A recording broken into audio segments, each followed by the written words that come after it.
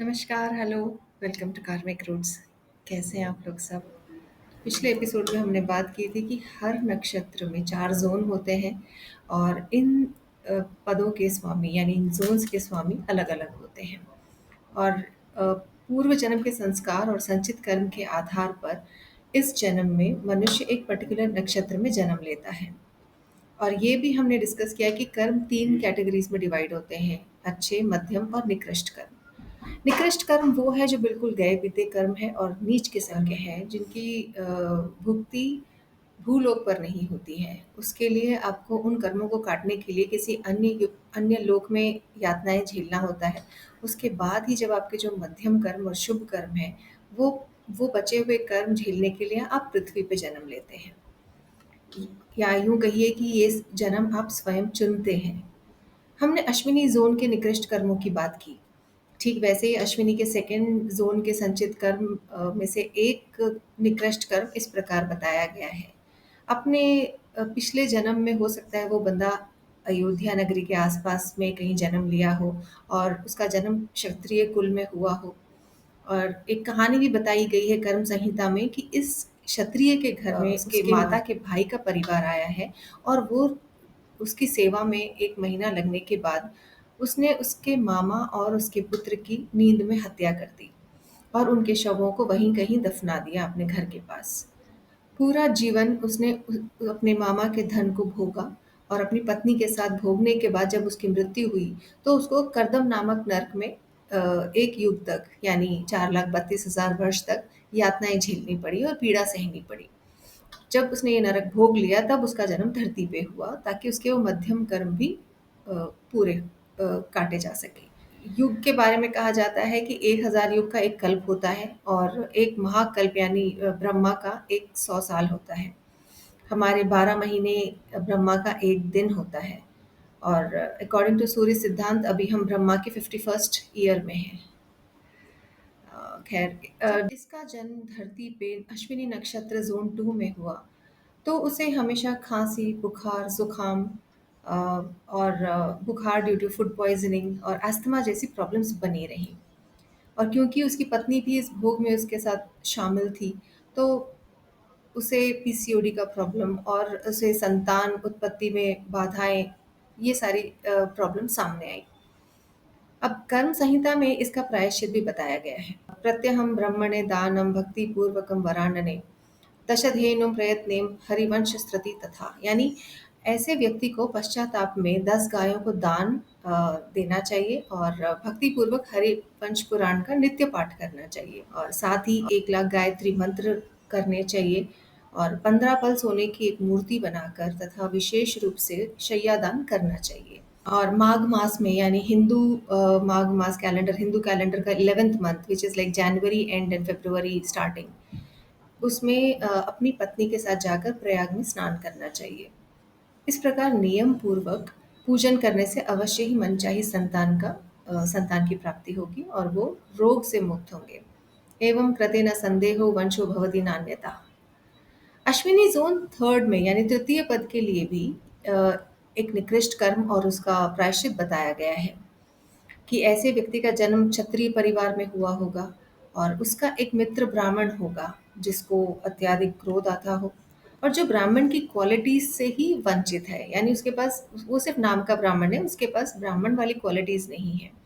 तो ये क्षत्रिय मित्र और वो जो ब्राह्मण मित्र है ये दोनों एक दिन शिकार खेलने गए हैं और शिकार में जब उन लोगों ने एक हिरण का शिकार किया तो वहां पर उस हिरण के बंटवारे को लेकर दोनों में झगड़ा हो गया। और क्योंकि इतना ज़्यादा क्रोधी था ये ब्राह्मण कि वो अपने क्रोध को कंट्रोल नहीं कर पाया और वो उस क्रोध के ही वशीभूत में भी हार्ट अटैक जिसे हम कह सकते हैं उससे उसकी मृत्यु हो गई। पर इस राजपुत्र ने अपने मित्र की अंत्येष्टि की और दुखग्रस्त होकर प्रयाग जाकर स्नान भी किया। लेकिन यह बात सबसे छुपाई रखी, इस कारणवश उसके मित्र की मृत्यु हो गई। पर इस राजपुत्र ने 7 युगों तक स्वर्ग में सुख भोगने के बाद उसने धरती पे अपने बाकी कर्म को काटने के लिए जन्म लिया। उसका जन्म मध्य प्रदेश में हुआ, लेकिन ब्रह्म हत्या का दोष उस पर लगा हुआ था। तो उसके चलते उसकी संतान अधिक समय तक जीवित नहीं रहती थी।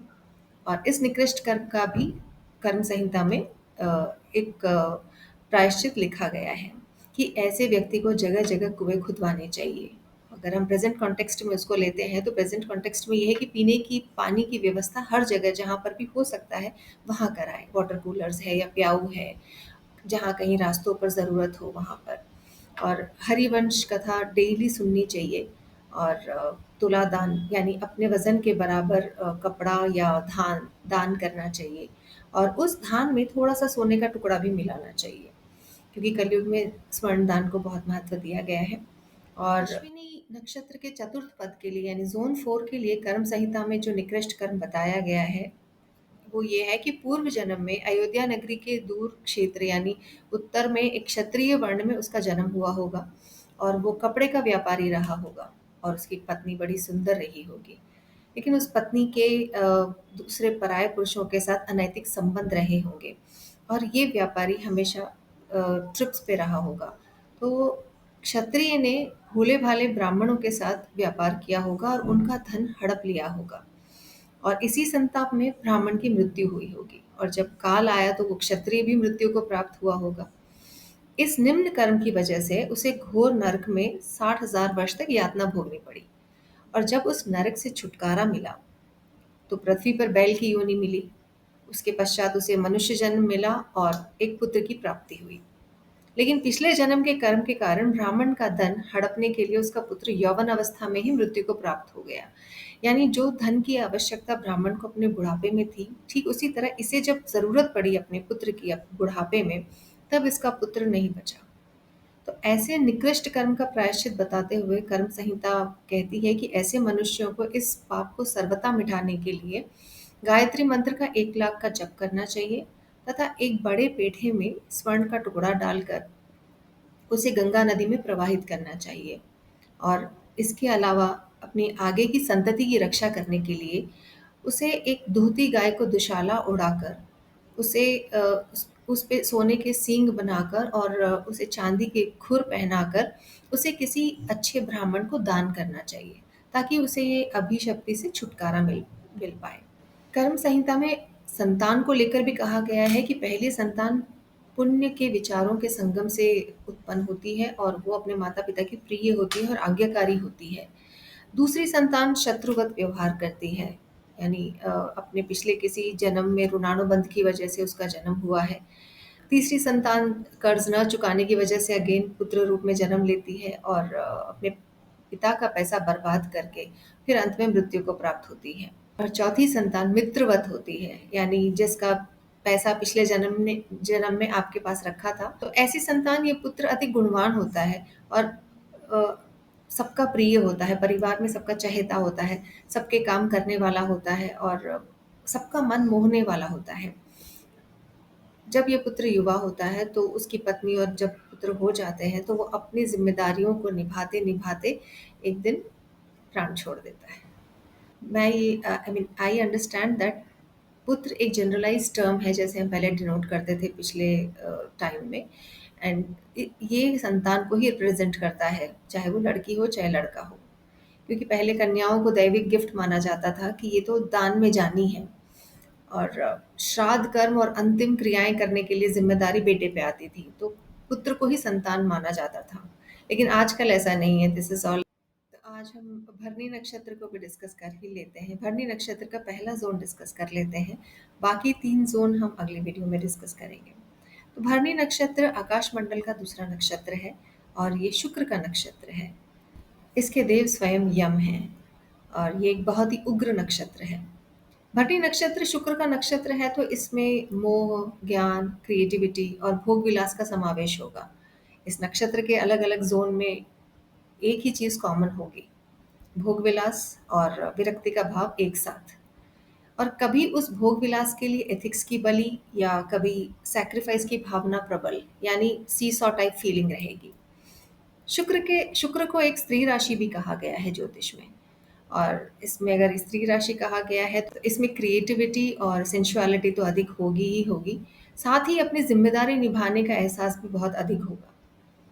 Codependency and sensuality will go hand in hand. भरणी नक्षत्र के फर्स्ट ज़ोन की कहानी कुछ इस तरह है। कर्म संहिता में ऐसा माना जाता है कि इस नक्षत्र में जन्मा जातक एक ब्राह्मण कुल में जन्मा होगा और उसका एक मित्र रहा होगा जो वैश्य कुल का था, यानी बिजनेस फैमिली से बिलोंग करता था।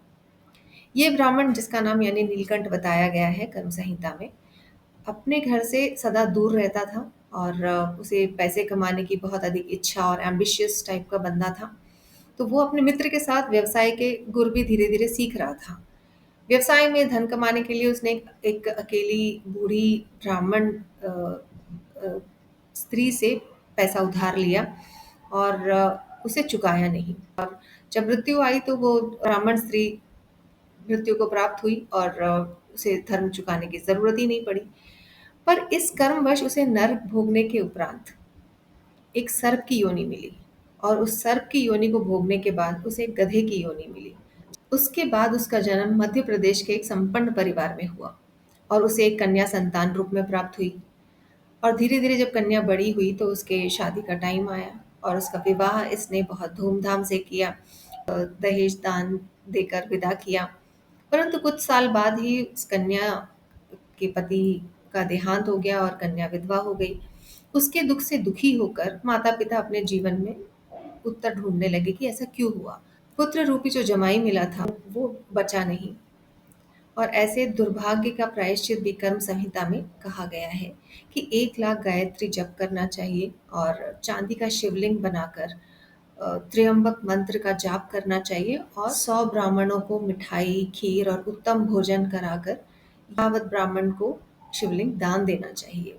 जहाँ पर पानी की समस्या हो वहाँ पर पानी के प्याऊ बनवाने चाहिए, और जहाँ ये तय है कि किसी को अपना पूर्व जन्म याद नहीं रहता, पर आपके ग्रह और आपके नक्षत्र एक कहानी कहते हैं, और आपका जन्म समय और स्थान को माध्यम बनाकर कहते हैं, और उसे समझना ही आधा युद्ध जीतना है। हमारे जीवन में हर रिश्ता एक पूर्व जन्म का बचा हुआ कर्म लेकर आता है साथ में। चाहे वो आपका अपना एम्प्लॉई हो, बेटा हो, एम्प्लॉयर हो, या पुत्र हो, पत्नी हो, मित्र हो, nothing is coincidental. So treat carefully, at least as much as you can, because तभी कॉन्शियस लिविंग को इतना महत्व दिया गया है कि तपम परम कृत युगे त्रेतायाम ज्ञान मुच्यते, द्वापरे यज्ञ में हावतारण में कलो युगे। यानी इन कृता युगा the virtue is austerity, tapas. In Treta Yuga it is knowledge, यानी ज्ञान. In Dwapar Yuga it is sacrifice, and in Kali Yuga it is charity, यानी दान. तो कलयुग में दान का बहुत महत्व है। अगले वीडियो में हम भरने के बाकी के 3 पद करेंगे, 3 जोन करेंगे और उनसे जुड़ी कहानियाँ देखेंगे। तो और इसके अलावा अगर थोड़ा टाइम बचा तो, या फिर अगले वीडियो में हम स्त्रियों से जुड़े हुए ऋणानुबंध कैसे होते हैं, उनके कर्म कैसे बंधे होते हैं, उसके बारे में भी डिस्कशन करेंगे। तो अभी तक के सफ़र में मेरे साथ बने रहने के लिए दिल से धन्यवाद। आज का सफ़र यहीं तक। जय श्री कृष्ण।